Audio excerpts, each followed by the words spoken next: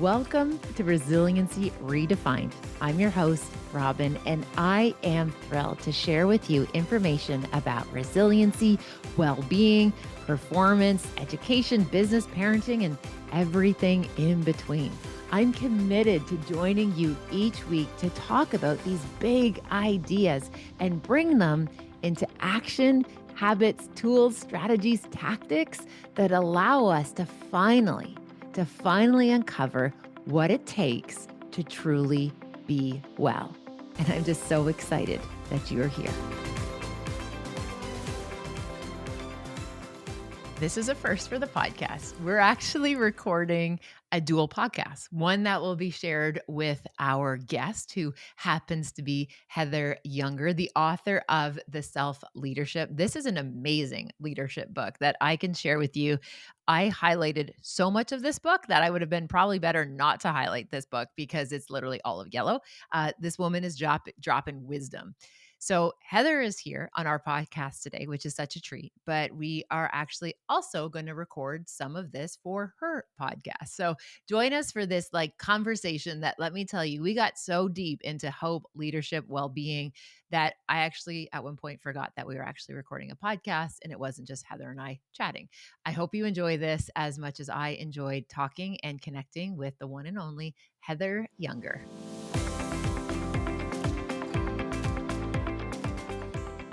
Hello, everyone. Now, this is something new. One of my very dear friends and colleagues, and a woman I deeply respect, the one and only Heather Young, we are actually going to be having, essentially, Heather Younger and I are having a dual podcast. This is something that we're going to be sharing on my podcast with my listeners, as well as Heather's podcast as well. So, Heather, here we go. Whatever this looks like. Oh, I know, I know. It's like, you know what? This is what you have to do, right? We're gonna be going to New Year soon, and Yeah. so having Dr. Robin on here, I'm just so excited to have the listeners of the Becoming Unshakable podcast be able to tune into your absolute brilliance, and so, yeah, I'm excited. I am so excited. Okay, so let me tell you, this book, The Self-Leadership, oh my goodness, for folks who haven't a chance to come across this yet, I know your listeners would be very familiar, but to introduce my listeners, so discover the power within you and learn to lead yourself. Oh my goodness. It was interesting because I always have this kind of moment, Heather, where I look at books and I'm a big post-it note and highlighter. Like, I get into my books, and there were so many things underlined in your book. I think I would have been better to underline the stuff that I like, other stuff versus stuff I wanted to remember, because the book literally is yellow. Can you tell us just a wee bit about this work and what you're thinking about? And just, this is like a breath of fresh air in the leadership space. Mm.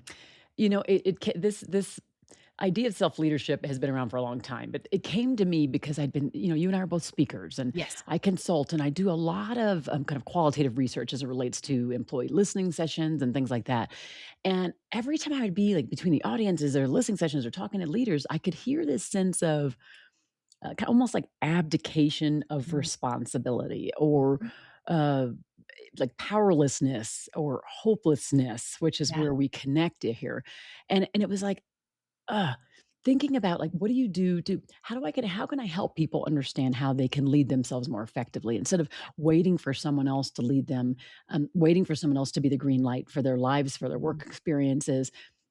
I feel like I need to take that on. And prior to that, my main focus was focusing on caring leadership, which I still focus on, but yes. it was this more externally focused thing where I was Yeah. always talking to leaders and teams about what they do for their employees and what they Yeah. should do to keep them, right? And Yeah. so, but then I started to realize that how can I continue to press so hard on the external, on the things I need for them to do, which they still need to do that, right? With not having them focus on the things that ground them, like the things that help them be more effective, but they need to settle themselves down. They need to work on themselves. So, Yeah, I absolutely love that. And one of the things that I see in the work that I do supporting leaders is this idea that so often there are these parallel experiences. So, like, their followers, their employees, their teams, their groups, like, they're going through something, whatever that looks like, but the leader is as well.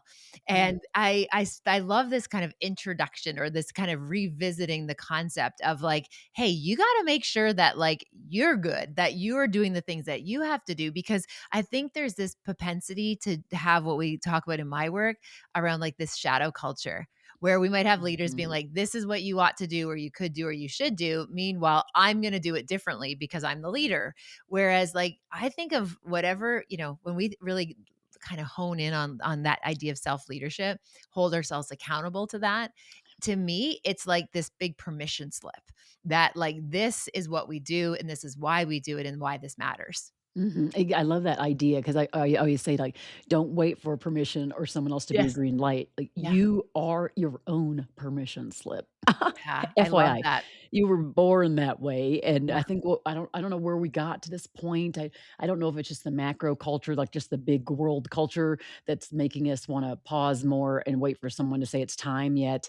Yeah. And so in this context, I think that it's a yes and. It's a Mhm. yes and proposition, right? Yes. It's yes, you do still need to learn how to care for people who are looking to you for guidance in some way, to express that caring, compassionate leadership. And I'm asking you to mirror that same behavior towards yourself. Yeah, which is brilliant. Absolutely. So, in all of the good work that you're doing, Heather, where do you notice people get stuck the most when it comes to self leadership? Is there like a common or a kind of typical area where you see that most people, well intended, good intended, like they're trying their best? Where do you see those common pitfalls are, or where folks tend to get a wee bit stuck? I think we don't start off right with our values, like, understanding what I have grown into this so much in this last year specifically, been just much more focused on what is it that I say I value, and then how do I actually show up in the world? Yeah. And how am I calling my own self on the carpet for when there is incongruency? And Mhm. I think that is must be the starting point for everything we do. So, like, how we're feeling internally. What are Yes. we doing daily? Does that align with what we said we value? Like, all of those things, if we're not incongruent or not in alignment, Mhm. it makes everything else upstream not go so well. I think that's Yeah. one thing. The other thing is this perfectionism thing. I don't know. Mm. I know Yeah. you have had to see this, particularly in your, just so you know, for those who are listening, Dr. Robyne has had, I don't, at least 3 books. How many books Yeah. exactly? 3, sister, 3 3. books. Yeah, it's coming out. And Yes. her most recent one, which hello, why didn't I bring that down from my dress? I have it right on my nightstand because I've been Aw, reading it since I saw you at the retreat. And her newest book's called I Hope So. And I absolutely love it because it's this idea that we need to be grounded in hope. The yeah. world needs hope. Stop saying that hope isn't a strategy. It sure in the heck is. And so she Yes. lays out this framework for that. And so it really is such a great connective tissue. Like, our work connects so well, I think, in that too. Yeah. Because I think we both are people who want to build bridges to, like, more hopeful futures. Like, we don't wanna be just sinking down into this pit of despair. We wanna say we Yeah. understand what the world is, Mhm.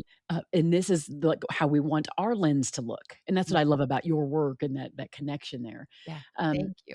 but the perfection part, the perfectionism, I know you see this in your work where people are just everyone just thinks that everything has to be just like so, and then Mhm. comparing Yeah. themselves to other people. And so in that book, in the self-leadership book, I actually talk about some of the things that I had to do because I still struggle with this.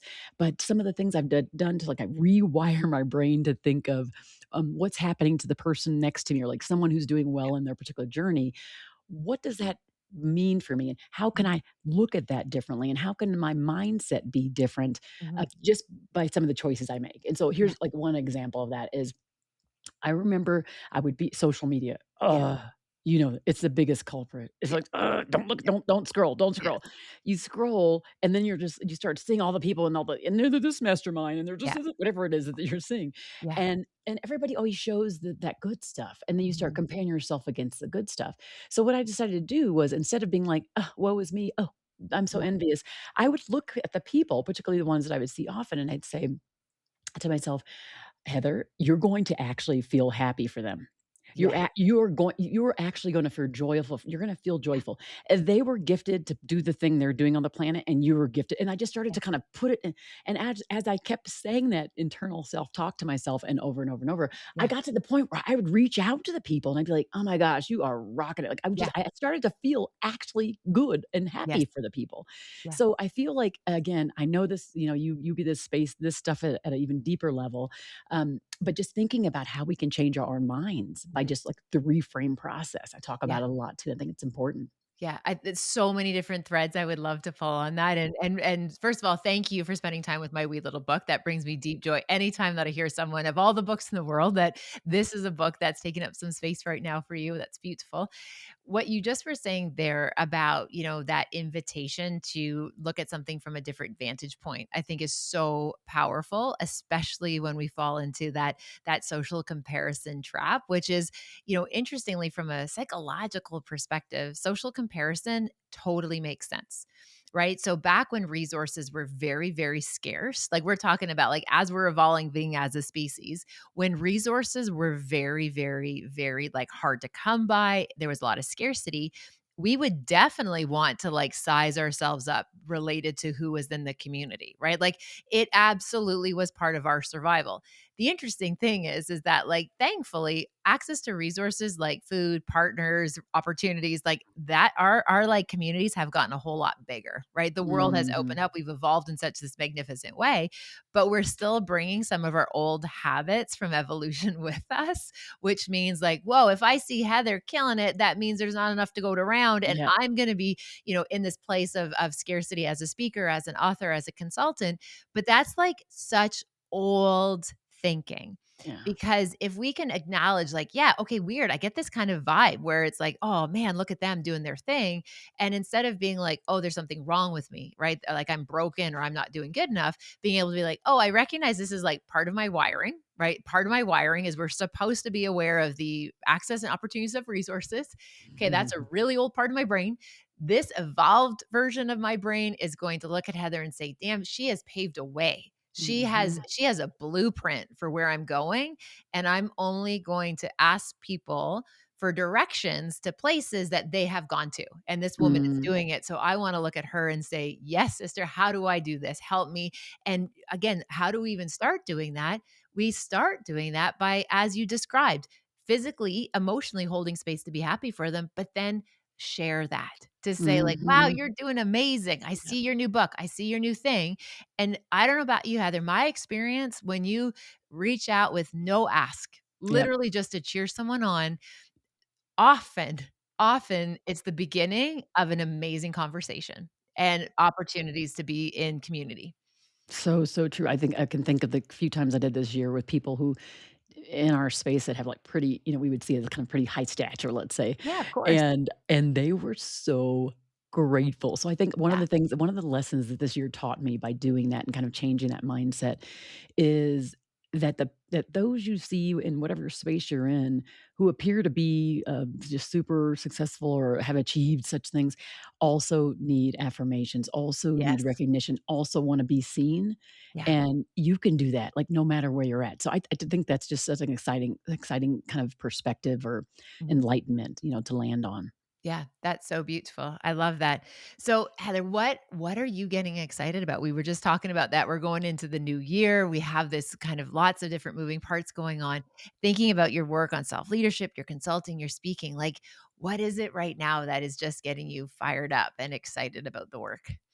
It's so interesting because I think that so there's a repositioning Yeah. of the work that I do where it's basically it's an evolution of where I've come from, Yes. and so I'd say that's got me the most excited, and it's got me the most kind of, upended, like, at the same Yeah. time, right? It's like you're kinda like Totally. until things change. This is the way change is, and this is what everybody in the world's dealing with right now. Yeah. We all have different levels of change, and that in this space where you're kind of, "This is this is who I am, and this is who I was, and there's emerging and all Yeah. of those things together." So, like I said, excitement, nervousness, and all of those things. I have a book as well that'll be out Mhm. next year, another book, Yeah. and working on all of that. Like, it's Yeah. so many little things and trying to be very intentional, about taking time for me. And then I decided that my word for 2026 is going to be proactive. That's my year, Ooh, I my like word. And that. it's because, I think the key is sometimes I don't know how you feel, like, we're in life and we settle into these places where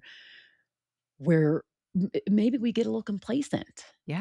And particularly if we have our own businesses, like, we can make choices to change, or like change is just thrust upon us. Yes. And and so I'm trying to actually make it where I'm thrusting my own, like, I'm making it Yeah. myself, I'm forcing myself into the change place where it's really uncomfortable, and it is shaking it up a little bit. I'm not gonna Yeah. lie, like, sometimes my sleep isn't as smooth as Yes. whatever it is. Yeah. But it's getting clearer so that Yeah. it's feeling better. Yeah. I love that for you. And you're right, that notion of these dual truths. We can be excited that something new is on the horizon and feeling wobbly while it's unfolding. And it's also like impacting us emotionally, energetically, even physically, with terms of it impacts our sleep or, even just our awareness, right? Like, so I very much appreciate that when new things are on the horizon, like change is meant to be messy, right? It's meant to be disruptive. It's meant to kind of, shake it up a wee bit. So then that way we are like paying attention, right? That's the big idea, is paying attention. I love that. So, look, now I'm gonna ask you because Yeah. I it's just something I definitely always wanna ask in the show, and you just Yes, brought it please. up, and it ties to your work on resilience too, I think. Sure. So when I say the term unshakable leadership, Yeah. what do you think of immediately? Yeah, so when I think of unshakable, it's this idea that, like, it doesn't mean it doesn't get bumps and bruises. It doesn't mean it isn't wobbly. It doesn't mean it collapses, right? So, Mhm. like, to me, unshakable is the fact that it's like its foundation is solid, but Mm. even the biggest skyscrapers, they actually blow in the wind, right? So if you think of, Mhm. like, I remember the last time I was in Chicago, and Ava and I, we were there for Jackson's basketball, and we had this, like, 5-hour break, Heather, like, in between, like, the first game and the second game, and we're walking around downtown Chicago, and I'm like, "Hey, what do you wanna do?" And she's like, "Let's jump on one of those boat tours." I'm like, "Let's do it," right? So we kinda run down by the boardwalk, we get on it, and then all of a sudden we realized we were on this, like, architectural tour, which amazing, but neither of us know very much about architecture. Let me tell you, 90 minutes later, I was informed, and I remember the tour person explaining how even some of these massive structures, that they actually, like, move in the wind. And they actually have, and forgive me, I can't remember the exact building, but there's, like, literally in one of them, it actually has water at the top in one of, like, the 38th floor, because what happens is that it actually allows the building to, like, stay solid even Ah. in the elements. So, like, and what was actually happening, Heather, this was fascinating. The people that were on the floors above this water before they had put the water in, they were actually getting a wee bit of motion sickness because the building was moving in the wind. And so they added water to control that. So Ah. to me, unshakable is that structure, that the foundation is rock solid, which is our values. It does ebb and flow, and we can put environmental pieces around it to allow us to show up even in storms. I love that so much. See, and some of that just helps me, continue to evolve the thinking and Yeah. evolve, how I talk about it. Well, that makes more sense to people. I am curious to know what's got you excited now. Like, Yeah. what are you up to? So What's got you excited? Yeah, so as you know, Heather, I lovingly and affectionately say that I'm like a recovering academic. So like I was in the academy for over 20 years, and I've been kind of charting my own course post my experience as a member who would teach in the university setting. And one of the things that I've been working on for decades, my work has always been around resiliency and human performance and well-being. However, about 3 years ago, I took a very deep dive into the science of hope and learning the power of living hope filled. And right now, I feel like I'm in my like hope scientist era. And the new book, as you mentioned, is coming out in February. And I am so excited and energized around showing people practical ways that hope, as you said, can be a strategy. And it is absolutely the remedy for what the world needs right now. So I am really keyed up about this. It's so good. I always wanna call BS on people when they're like, "Hope is not a strategy." I'm just Yeah. like, "Who Yeah. are you?" And I'm Yeah. sorry, I've gone that's if it's your default, it ends up Yeah. being a strategy, right? Totally. And especially in this world, I feel like when it's so unsettled, I wanna lean into hope some Yeah. more. Yeah, and that's what we're seeing in the research, and, like, that's the part that has been so remarkable, is the fact that people who have navigated horrible, difficult, no good, rotten circumstances, Mm, and it isn't, and I think one of the places to start this conversation is recognizing that hope isn't optimism, right? Like, they're mhm, related, but they're very different in the sense that, like, optimism is getting attached to an outcome, right? mhm, Like, I'm optimistic that I'm gonna get this job. I'm optimistic I'll get this opportunity or this relationship is gonna unfold just like this. Or, I'm applying to school. I'm gonna get into this school, right? Like we get very attached yeah, to an outcome. Hope is like this deep, steadfast faith that no matter what, you're gonna be okay. That you show mhm, up, you put in the work, and you hold the line that, even if, let's say, that school isn't the one that sends you the, acceptance letter, that means that there's another opportunity for you. And so again, it's that steadfast mhm. belief that we're gonna be okay and that we're gonna figure this out. I love that so much. I think it's a really good counterbalance to the resilience focus too, I Yeah, think, as absolutely. well. Yeah, and Heather, I can share with you again right now, like, the reality is the world is very unwell, and it's not downplaying that. It feels like Mhm. everyone is outraged right now. And Yeah. like, no one particular group or party or organization is like, oh, we're killing it. Like, this is great, right? Like, everyone's going through stuff. Yeah. And what I find so interesting and what we shared about, like at the retreat we were both able to attend. Thank you, Stu and Phil, for bringing that together, by the way. And that retreat was that an idea that I shared there was that right now, not getting our hopes up feels safer because Mm. so much is outside of our control, Yeah. but that like, what got us into this mess isn't gonna get it out of it. Like, this isn't Mhm. like giving into despair and hate and negativity and fear, like, that isn't going to be the ingredients that are gonna get us to the other side of this. It's time that we start harvesting and cultivating and forging hope practices because I really think the quality of our life depends on it. It's so interesting because at some point I was you know this is the whole evolution of how do you expanding your brand or where you're going in your personal so like where you're going in your life like where you're being called to. I'm a faith-based person, so for me I'm Yes. like I feel called by God Yes, to you do. go in this direction, right? Yes. And so I go in this direction and it feels like and at the same time I'm there's like this whisper or maybe even a yell out in the Yeah. world that says, Heather, we still Yeah. need more care. We need Yeah. people listening. We need people seeing. You can't back away from it. And at Mhm. some point, someone says to me, somebody I respect says to me, well, yeah, I was on the phone with somebody and they said that empathy is woke. And I said, wait a second. So I've never really considered myself a woke person, Yeah. despite what I look like. Yeah. However, when I heard empathy is woke, and I thought, wait a second, so then compassion is woke, so then Mhm. love is woke, and of course, it's just a negative connotation on the Yes. wokeness, right? And so I'm like, well, I guess then I'm going to have to own a badge of wokeness because there's Yeah. absolutely no way. And this is where I was like, Yeah. oh heck no, Yeah. I'm not going to lean away from the care, the love, the Yeah. being seen, the listening, because I think it goes hand in hand with hope. It gives people hope that that they aren't just like a speck on the planet, but that they Yeah. mean something to the world, right?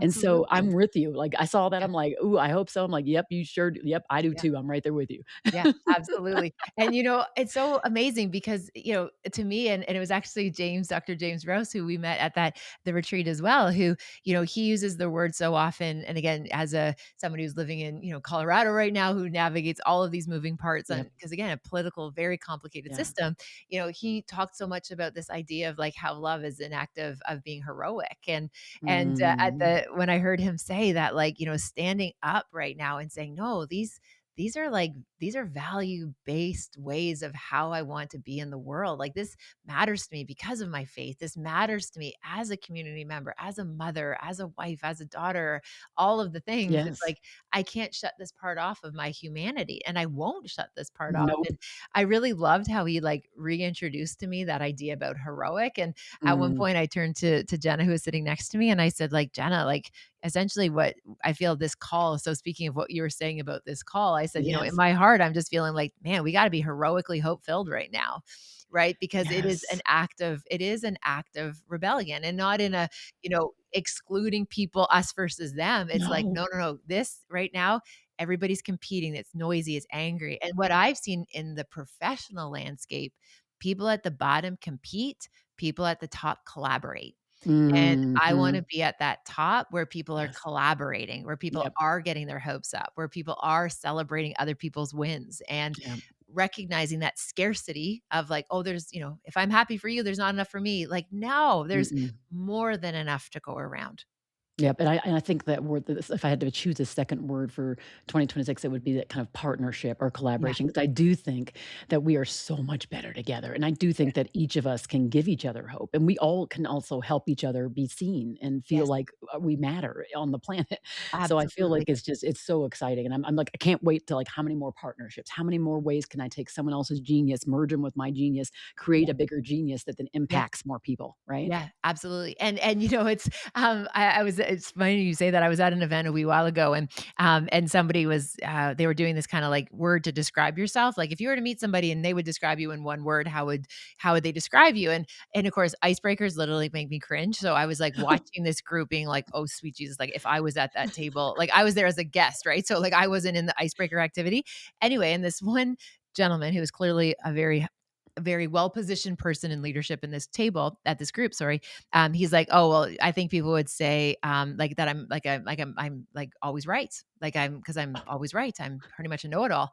And I remember having this moment where I was just like, I will never have that degree of confidence in any situation to say in front of a room of people, like, I know everything, No. or I'm like the most knowing person in the space. But what it made me think about is like years ago, when I was still in university. Okay, Heather, we were at this like kind of like a this event, and you had a choice that you were, and it was a trivia event. And one of those like secret pieces of Robyne knowledge is like I effing love trivia. Like I am the most useful phone call if you were ever doing trivia. I love it. It's like a super skill of being a woman with ADHD. I Oh, remember the most random useless facts, like it literally is a sport, okay? So, I was at this event and they said, "You can go into the final round of trivia, like, by yourself, or you can bring a team with you." Right? And you can literally pick people from the room and you can compete by yourself or you compete in a small group as a small team. But they were literally people that you would just meet in that room at that bar. yeah. Anyway, and then if you won, you had to split it with your people versus if you go it alone, you got to keep all of the prize to yourself. And I had that moment where I was just like, okay, I like my odds of bringing a few key people in, right? So Mm. I like brought a few people in, but I was also strategic in the fact like I didn't want to bring too many people into this because like I still like, hey, we needed grocery money. Like, let's be honest, right? Like I was a student, right? Like we needed to eat. So I remember having this moment being like, there is no one person in this room that is smarter than everybody else. It's figuring out like what is the thing that you know a lot about. And so in 60 seconds, it literally was Mm. like, who's really good on history? Like I literally was doing like this like on the fly interview, like who's good, like who's got flags world geography, right? And people be like, that's my field. And someone else, this one dude, I remember saying like, oh, I know sports. I'm like, dude, I got you. Like, no, I don't need help on sports. Oh, yeah, Right. you don't So need like, to know but anything. anyway, but I'm sorry, this is such a long digression. But No, the that's point of okay. my little story here is the fact that no one person do I think would be able to beat out a team. Like, I Mm. take a team Mhm. any day. Like, nobody is meant to do this alone. And for people who like to have loops closed, like to close that loop, Mhm. absolutely, we won. We annihilated that person in very healthy competition. We all had groceries for the week, and, I'm a big fan of don't go it alone. You don't need to. I agree with you. You and I are locked in on that. I believe that, like, it's so funny because 'cause I'll say self-leadership and self-leadership to me and even being unshakable does not mean doing it by yourself. Because most people is self. Well, self, doesn't that mean Yeah, I'm focused just on me? Well, yeah, it a big part of it is, but you have to make sure that you bring the right team, and it is the right team. I love your that's right. qualifier. It's Yes. not just anybody. You Yeah, gotta think about who brings a strength where you're weaker in those yeah, different areas, and same, like, vice versa, and you can fill yeah, those gaps, and I am curious because this kind of goes right into that, which is, yeah, um, what is in your like, your toolkit, like, your survival toolkit as somebody who is, knows everything about the brain and yeah. psychology and all these different things. What's in your toolkit? Yeah. Oh my gosh. I love this question. And just as a small qualifier, I by no means know everything about the brain. I love that you think I have a solid understanding. I would be useful in a brain trivia if you had to pull a stranger in the room.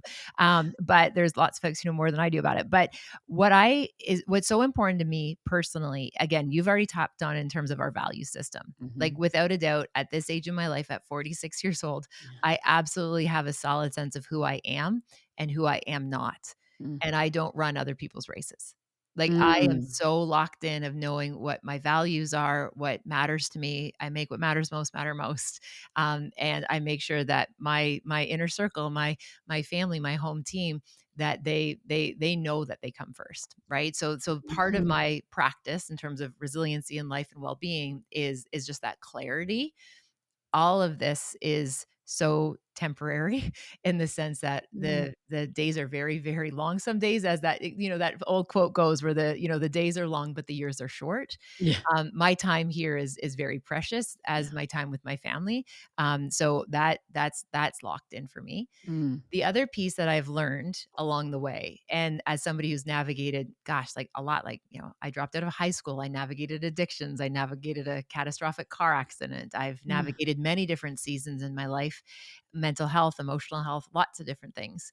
And when you are going through something that is so hard and something that is so scary, the idea that I really hold on to, obviously my faith is important, and within that is this idea that when you are drowning, just get to the shore. That's the Mm. only thing that matters is you get to the shore. This is not the time to ask yourself, "How did I get into this situation? Why am I in this situation?" Or "Why did they do that to me?" Or that is not the season to do the reflection. It's not the Mhm. time to It's do not. the deep dive. Do whatever you need to do to get safe. And Mm. when you get safe, then you can make the next right move. So when I'm feeling really overwhelmed, Yeah. whether that be, again, thankfully, I'm not navigating any major crisis, right? My seasons Mhm. have felt far smoother in the last decade. When I do feel overwhelmed, whether it's professionally or personally, I just ask myself, what do I need to do to get to the shore? Mm. And I sometimes love that. it's just a walk, right? Sometimes it's a prayer, sometimes it's connecting. I keep things very simple as a behaviorist. I ask myself, what do I have to do to get to the shore? I love that. What a great question that can help kind of recenter us. And Yeah. I think it's right front and center to reframing kind of a current circumstance too. Yeah. It's sometimes it's hard to do it right in the moment, and Mhm. I don't know if reframing works right in the moment, but it works. It can work shortly after the That's moment, and right. so I love the shore idea that like Yeah. you get there and now you can go, okay, what just happened, Yeah. and we can evaluate then and in the Yeah. moment. Yeah. And like you kind of it's I don't I almost think we're at the point in our world that there aren't many of us that haven't had, like, some kinda tough thing happen in our Yes. life, whether it's the addiction, oh my gosh, the list go is crazily Yeah. long, right? Yeah. And so you almost wanna be like, "Who in here has not had trauma? Yeah. Oh, exactly. Who in here Yeah. is not" whatever, it's Yeah. kind of it is. I don't you feel that? It used to be it Yeah. was, like, more nuanced, and now it Oh, just seems like yeah. it's almost everybody having it, which is kinda sad and Yeah. interesting, I mean, at the same time, but Yeah. Well, and it's interesting that I believe her name was Dr. Jen, and I need to look up her name. We'll find it for the show notes. But the somebody asked her recently about like, wow, why are people talking so much more about trauma? Or in this particular context, I think they were saying like, why is it now that like every woman is in perimenopause or every woman has ADHD? And her response, which I thought was so beautiful, it was sound and it was also poetic. She said, we have a better telescope now, so we're seeing more stars that have always been there. Mm, Like, we have better tools now, yes. whereas the trauma was present decades, years, eons ago, like 100%. That's something that's part of the human condition. Mhm. Grief, loss, trauma, pain, suffering, it's part of the human condition. It's always been there, but now we have better tools that we are talking about it, we are seeing it. We're also honoring the lived experience in a different way than we would have even a decade ago when we're talking about specifically even if mental health or emotional health. Mhm. We're talking about it. Now it doesn't mean the stigma's not like the stigma's still Yeah. there, right? And Yeah. I think there's a wee bit of a misnomer where people are like, "Oh, we're talking about it. It's good." It's like, "No, no, no. If I'm an employee and I've experienced a mental health episode, you're damn right I'm going to be worried that's going to impact my job." Right? Yep. So I think it's really almost a disservice to persons that we say like, "Oh, everybody's talking about it. We're all good." It's like, no, no, there's still stigma and there's still discrimination that happens on some of those matters, even marital status, right? Like there's still discrimination all around us. Yeah. It's present in the lived experience. And my concern though is that when those experiences are just so riddled with that shame, and sometimes we can be harder on ourselves than anybody else can. Mhm. And that to me ties it back to that self-leadership, that this isn't about being self-centered. This is the idea about like, this is science. It's not selfish. This is Totally. science. We have work to do. And when Yeah. people start doing their work, they're going to show up differently in the world. It's so interesting. I think about the going back to the retreat that we were at. Yeah. Had a kind of a powwow with, somebody that was at the retreat after the fact, and I said to him, I said, "It's so interesting, out of all the things I heard and out of all the experiences," well, there were so many that were amazing to even to think back on, but he had said something to me, and it's the thing that I talk about in the self-leadership book, and I think probably at least 70% of us will admittedly struggle with this, and there Yeah. might be another 10 to 20 that don't admittedly, but actually do, which is this concept of self-worth. And Oh, what he's saying is that, again, I spent a lot of my career pouring into others, doing things that were kind of like I'm gifting, I'm focusing, mhm. I'm uplifting, I'm embracing, I'm listening, I'm holding space for, Yeah. right? All those things, which is a real giver type of thing. And what he said is, okay, but are you willing to take the reverse? Are Mm. you willing to take what we give back to you? Are you willing to take the reverse praise? Are you willing Yeah. to be seen by us and really seen by us? And it's one of those things that's just been stirring in my head, and I'm like, Yeah. "Holy moly."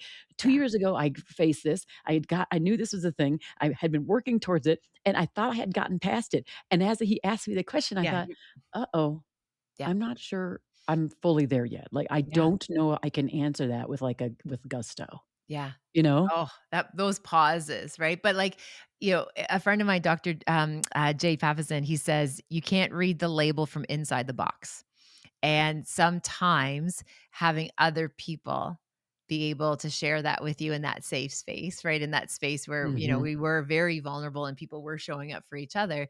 Like that's the chance when somebody's showing us the label and not like the label in terms of like, oh, you feel Judgment. unworthy. No, not at all. Yeah. We're talking about like that was a blind spot perhaps Yes. until that person said, are you able to receive, Heather?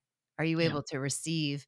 And it's interesting because I feel like I know who you were chatting with, and I was having a chat, and one of the calls that Dr. James put out in that space was, who are you under loving right now? Who are you Mm. under loving? And Mm. it was amazing because the woman I was sitting next beside said, "Oh, I could show up so differently for my relationship with my parents." And I had that moment where I'm like, I have one living parent and I'm like, you know what? I'm doing right by my dad. And then I was like, my kiddos, they're good. They know that they are good. As Hunter likes to say, life is on easy mode for my three kids because they said, Mama works hard. Life's on easy mode. Like, let's keep perspective, which I thought was adorable, Yes. for Hunter to share. Anyway, so I went through, like, all my people, and I'm just like, "No, damn him. Heather, I'm doing pretty good. Everyone I think is well loved." And then all of a sudden I had this like, "Whoa, am I taking care of myself the way that I Mm. wanna be taking care of myself?" And it was like, I do take care of myself, but it's only after I've taken care of everybody else. Yeah, and I some years ago, I got to the point where I was like, it was a symbolic thing, but I said, "Okay, Mm, if I can just get up early enough in the morning and start my day, like, intentionally on me," so it's, like, yeah, mentally on me and yeah. physically on me, then at least I know, like, my day starts with Started there. me, Yeah, even though, like, everything kinda starts to yeah, and then it's, like, figuring out how I either insert me in the middle of the day, which is, like, proper nu pro so water, like, water yeah, is a big thing for me, and, yeah, Greg talked about that with, like, yeah, all the water. yeah, And so I was like, "Okay, how much more water, like, hydration can I get? Okay, I can do yeah, those little things for me, throughout the day." It's like, what are the little small things I can do yeah, that, like, are caring for me? And yet it's so true. I think it's a struggle generally, not just women. Women do have this the yeah. most, of course, but I do think I've been seeing more and more men admittedly say, "Gosh, I don't take enough time for me." Oh, I'm sure you've 100%. seen this too. Yeah, absolutely. Well, it was funny actually, last week, I looked at my cell phone and it was down to 2%, right? And all of a sudden I was like, "Damn, I need a charger," right? So I, like, jumped up, got a charger, plugged in my phone, and then I sat down, I'm like, "Okay, phone is okay. Phone is good." And then I'm like, "How are you, Robin?" Like, literally, because I sometimes talk to myself in third person, be like, "Robin, how are you?" And I'm like, "I'm underhydrated, I'm underfed, I'm exhausted. I think I have to use the restroom." And I'm, like, barely holding on, and I'm like, "I got probably 2 more hours for me." Oh, Right? And, yes. that was my response. I'm like, "Okay, with all of these, I am under-resourced," right? Like, physically, biologically at this point, I am under-resourced, and I'm like, "Yeah, I can grind it for another 2 hours. I got 2 more Mm. hours of work I could do." And in that moment when that kind of idea popped in my head where I'm like, "No, I can grind, I can thug this out for 2 more hours." All of a sudden, I'm like, "Whoa, woman, you literally just ran across the house to find a charger for this phone because it was at Yes. 2%. You Yes. you are like you are not even turning on at this point. Like, you are empty." But I was like, Exactly. "No, I can thug it out for 2 more hours." Isn't that Like, "Heather," and interesting? I study this. This is literally my Exactly. field. Yeah. Totally. Yeah, Yes. yeah, and it's like and it's just it's so funny how we devalue, like, or kind of minimize and put ourselves lower on that rung, Yeah. and it's what we don't realize. This is the point where I was like, we're not what are we doing, people? How are you expecting that, like, you want better performance, like the stuff Yeah. you focus on. You want better performance, you want better service, you want Yeah. better anything at work, and then all you do is spend all your time doing all the things for everybody else, and it doesn't mean that you can't do bo like, you're supposed to do both. The Yeah. point is that you're supposed to do both, and you have to find a balance, and the balance Yeah. isn't easy, and we all have to do it, and it's not just one person called to do it, it's all of us called to do it, Yeah. right? Yeah. And we have to Totally. do a better job. We Yeah. can't be giving from this emptiness and expect people that they're to not see our dryness. We Yes. just can't do Yeah. that. So, Absolutely. oh my gosh, it just yeah, you and I have a feeling you and I could talk for hours on this. Oh, days, days. Hours and Yeah, hours. days and days and days, hours and hours. But, again, one quick last question for you. I know when we were saying goodbye at our event, you were on your way to see your son at his Mm, D1 track event, if I recall yes. correctly, and I would just love to have a mama to mama moment. Like, tell me about that experience. What was that like seeing your boy have his moment? Like, Oh, that's a well, big deal. it was very cool. Here's the interesting story, and this is so good about when we think about, like, what you think about, you bring about, or how you Yeah, visualize, or what you say about yourself, like the yeah, hope part, the external hope and an yeah, internal hope, well, both, I think, the matchup. So yeah, with him, he was in baseball all the way through high school, and he got cut in his senior year, and hit all the way through that time, like, since he was, I don't know, 13, 14, he kept saying, I'm gonna be D1 athlete." He was thinking yeah, D1 baseball. So he gets to his senior year in the second semester, and he's like, "Well," he gets cut, and he's like, I guess I'm gonna go try out for track. It's a no cut yeah, sport."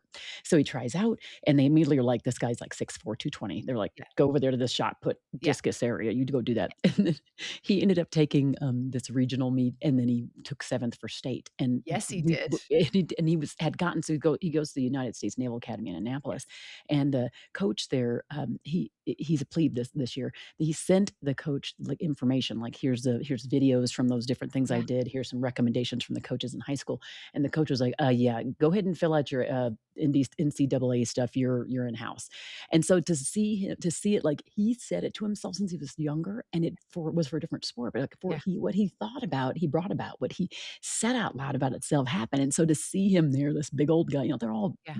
doing their thing. He didn't take, like, an award or anything that Doesn't time, but matter. and at Yeah, first he was hard on himself, and I'm like, "Okay, number 1, let's just get real. yeah, You learn the sport 2 months before you graduate." So that would be by the yeah. way, that was, like, in this year. So Yes. this year you Yeah, learned, no, yeah, not even really learned, you just yeah, went and you did it. You're learning now because you didn't know what the heck you're doing because all these other yeah. people have been doing it for years, and you are a D1 athlete. You are a So D1 athlete. what you said is the thing that happens. And I'm just like, 100%. aren't they so inspiring to us? I Yeah, just feel like our youth are inspiring to us and help us see our potential. They absolutely. give us hope, They Dr. do, Robyne. and I love your story that you like, to me, this is, like, the most beautiful way to land this plane in this conversation because the being attached this optimism being attached to the outcome was being a D1 baseball player. But your Mhm. son cultivated enough of a hope practice that he wanted to be a D1 athlete, and he was open. And I tell you, sometimes I am convinced the universe have bigger plans for us than we could ever even imagine. And it's that idea of being open to it, right? Mhm. Where he was opening his identity, that he wasn't just seeing himself as somebody who plays baseball, he was seeing himself as a D1 athlete. He opened it up, and obviously his gifts and his skills and his talents were put to use in a beautiful way.